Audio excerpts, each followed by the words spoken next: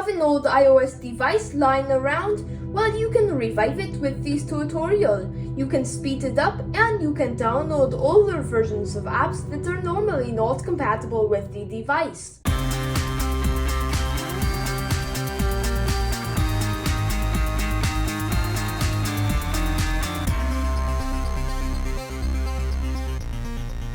Hi everyone, it's Fortnite from Super User Projectile. Today I'm going to show you some tips and tricks for your old iOS device to make it run better. So obviously old devices are never going to run as good as new ones, but we can get the most out of our old device by using this tutorial. Now if you haven't done so already, subscribe to the channel and let's get right to the video. So if you have tried to install any apps on your old iOS device, you have most likely encountered this error here. Now basically what this is telling you is that your iOS version is too old to run the application. There also may be another error, and that basically means that your architecture will not support the app. So I'm going to show you how to work around both of these errors. For demonstration purposes, I'm going to show the same incompatible device throughout the video, but you will need another device that is signed in with the same Apple ID, and you will need to basically go ahead and download the app on there. You can delete it afterwards, but basically you want to purchase the app. Even if it's free, they still call it purchasing the app. And also, not all apps will work. Like for example, this one is too new to work on an incompatible device. Basically, we are going to be downloading an older version of the app. Well, if there's no older version of the app anyway, like if it was made always for a new iOS, then you will not be able to use this workaround. But anyway, you will want to download the app on the compatible device. Then depending on the iOS, you head over to the Updates tab. You will need to go to Purchased, wherever that section is on your iOS device. And then you basically want to find the app in your purchased area. So if you just purchased it, it should be at the top. And so what you want to do right here is just go through the list and then tap the Cloud button. So if we go to Google right here and tap the Cloud button, it will begin to download the app.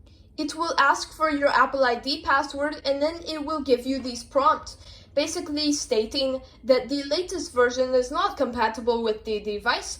And when you get this kind of error, that means that it's for a different architecture. But anyway, you want to click download, so this will download the older version. And then once the download is complete, you will see it on your home screen, just like everything else. So we can see it's downloading right here, and that's basically it for this workaround. And keep in mind, some apps might not let you sign in on an older version, even though it's available for download. Next, we will be talking about battery life and speed. Let's talk a little bit about battery life and how you can get the most out of your old iOS device's battery. So first of all, a lot of you have probably noticed this, but if you go to Settings, Battery, you will see a low power mode right here. Now this will not be on iPads, but on iPhones you will get this if you are running iOS 9 or later. And basically this slows down the phone and it turns off some other things to get better battery life. However, you may not want to use it if you have a particularly slow device, but that's there in case you need it. Also, turning it on will help you charge your device faster. Now, here is a tip for batteries in general. Basically, you do not want to run them too low, and then you do not want to charge them too high to get the best battery life out of them. And so I'm just going to touch on these briefly because with older devices, you may have to use the full battery cycle, but basically you want to plug in the phone before it gives you the low battery message, preferably. And then do not charge it to 100%. Do not leave it at 100%. So then you want to unplug it when it is charged enough. Now, another thing that you can do occasionally to help your battery is basically charge it up all the way to 100% and leave it charging for at least another half an hour. Then unplug the device and use it until it runs down so low that it drains. Then charge it back up to 100% and leave it there for about another half hour. And basically this will cycle your battery.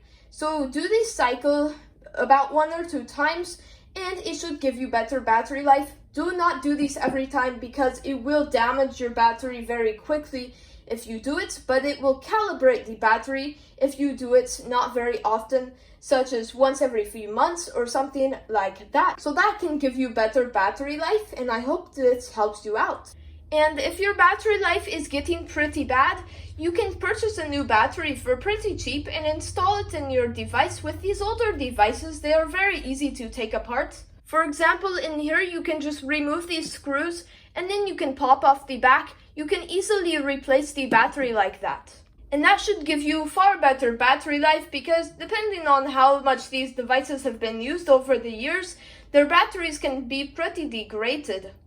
Now let's talk about some speed and performance things, and these will also help your battery life because a lot of the things will be keeping it from doing unnecessary things in the background, and that helps your battery life as well. Open your settings app, head over to general, accessibility, and now let's do some multiplications.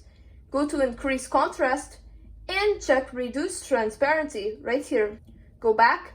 Go to reduce motion and turn these on. Now go back to general and scroll down to where it says background app refresh. Turn off any apps that you don't need refreshing in the background. You can keep certain ones on if you have an app such as like Skype or something like that, but you want to turn off the majority of your apps because, for example, I don't need Google Photos constantly running in the background, or something like Snapseed, Stocks, or Weather. So these ones should help your battery life a lot too. Next, go back to General and go to your storage section. And you can free up space to help with certain things like system files because they need to fluctuate in order to keep the device running smooth. So I recommend keeping at least 1 GB free, more if possible. You can delete photos you don't need, you can delete unnecessary apps and other things like that. Next, let's head back to the main page in settings and go to privacy. Now what you want to do is scroll down to the bottom here and you want to go to diagnostics and usage. Turn these to do not send. Now go back and go to advertising and turn on limit ad tracking. Then go to location services and turn off apps that you do not need using your location. Now go to system services and you can turn off most of these right here. Now another thing is you do not want to close out background apps like swiping them out like these because these will actually remove them from RAM and it will make them open less quickly. So if you were to open settings right here when it's loaded in RAM, that will be a lot faster than if you were to swipe it out and load it. However, it will close apps after a while or if you need more RAM, so these may not make a huge difference, but this also helps battery life.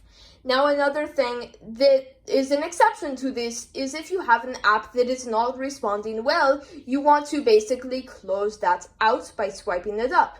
And then you can go back to the app and it might work better. So this will not restore your device to the functionality it had with previous iOS versions and in previous years, but it should help you out some in getting more out of your old device.